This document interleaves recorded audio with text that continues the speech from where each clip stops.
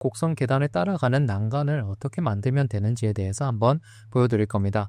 자, 결론부터 한번 보여드리면 뭐 이런 식으로 곡선에 따라가는 이런 난간을 한번 만들어 볼 겁니다. 자, 이 난간을 만들기 위해서는 기본적으로 좀 복잡하게 생각하지 마시고요. 뭐 여러 가지 방법이 있긴 하지만 저는 어떻게 할 거냐, 이 곡선의 길이만큼에 해당하는 평평한 유리 난간을 먼저 만들고요. 얘를 곡선에 따라서 맞춰줄 겁니다. 네, 이렇게 했을 때 그 어떤 루비가 생각이 나시는 분들은 조금 고수라고 생각하시면 되고, 생각이 안 나더라도 괜찮습니다. 저랑 한번 따라 하시면 됩니다. 자, 그러면 일단 이 곡선의 길이도 좀 중요해서 이 형태에서 곡선의 길이를 어떻게 뽑을까요? 이 곡선의 길이를 뽑기 위해서는 저는 스탬프 기능을 조금 이용할 겁니다. 밑에 제가 면을 깔았죠. 면을 깔았고 샌드박스에 이 스탬프 기능을 이용해서 여기에 바로 찍어줄 겁니다. 드레이프 기능을 이용해서 바로 찍어줄 겁니다. 그러면 지금 보니까 생성된 것을 보니까 여기 보니까 이렇게 스탬프가 찍혔죠. 그러면 저희는 어떻게 해요? 저 곡선 부분만 쫙 남겨서 저 곡선이 대체 길이가 몇인가를 체크해 보면 됩니다. 그럼 4002라는 숫자가 지금 디폴트 트레이에 지금 랭스에 나옵니다. 그러면 이 4002라는 숫자를 잘 기억해 주시면 됩니다. 자, 그리고 JHS 파워바의 슈퍼 레드를 통해서 하나의 선으로 일단 만들어 주셔야 나중에 곡선이 이제 끊어지지 않게 잘 이어지겠죠. 자, 이거 끊어져 있네요. 끊어져 있는 거는 이제 어떻게 할까요? 라고 이제 생각이 드신다면 그냥 선을 라인으로 이어 주셔도 되고요.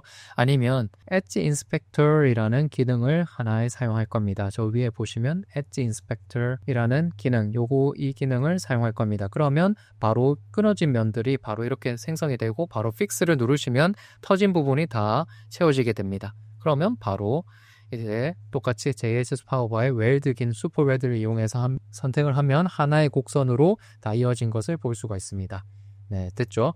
자, 이렇게 곡선을 만든 다음에 4002인 것도 이제 길이가 지금 4021이네요. 네, 4021인 거를 체크했으니까 밑에 선에도 4021짜리 직선을 하나 만들어 줍니다. 자, 이 직선 위에다가 이제 뭐를 할 거냐? 이제 모델링 하나 만들기 위해서 조금 복사를 했습니다. 자, 이 모델링 난간을 하나 만들어 줄 겁니다. JHS 파워바에서 라인에서 면을 만드는 요거 익스트루드 라인 기능을 이용해서 바로 면을 만들었고요. 그리고 이제 두께 만들었습니다. 자, 난간이기 때문에 이제 조금 위로 올라가야 되겠죠? 자, 조금 난간은 올라가야 될 텐데 일단 매핑을 통해서 유리 난간인 것처럼 조금 세팅을 좀 해주겠습니다. 오페시티도 좀 넣어주고 이런 식으로 리버스 페이스 해서 안쪽 면도 칠해 주시고요. 자, 다시 리버스 페이스 했으면 다시 뒤집어 줘야 되겠죠? 자, 그런 다음에 이제 유리 형태처럼 보이게 이런 식으로 바꿨습니다. 자, 유리 난간 일단 그룹 안에 들어가셔서 한쪽 선을 잡고 이제 Z값도 좀 조절을 해줬습니다. 자, 그리고 나서 직선 부분의 모델링을 딱 잡고 직선 부분 끝지점에 제대로 딱 스냅이 잡히도록 이동시켜 줍니다. 자, 그러면 준비는 거의 끝났습니다.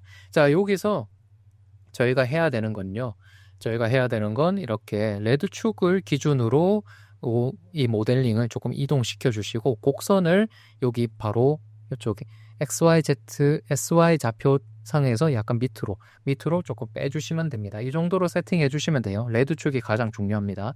자, 일단 휠 객체, 그러니까 이 유리 난간을 먼저 셀렉을 한 다음에 쉐입 밴더, 스케치 유케이션에서 다운받을 수 있는 쉐입 밴더를 클릭합니다.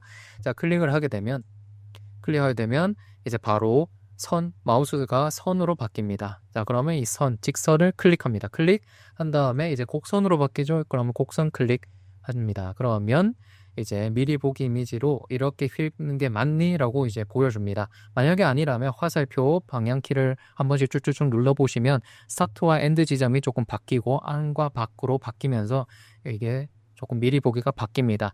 제대로 나온 때까지 한번 조절을 해보시고 확정적이라면 더블클릭 혹은 엔터를 눌러주시면 되겠습니다.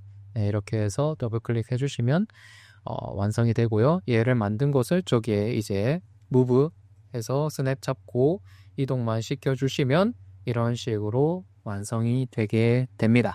자, 과정이 조금 길었지만 굉장히 심플합니다. 뭐 하나의 곡선 길이, 복선 길이를 먼저 찾아내고요.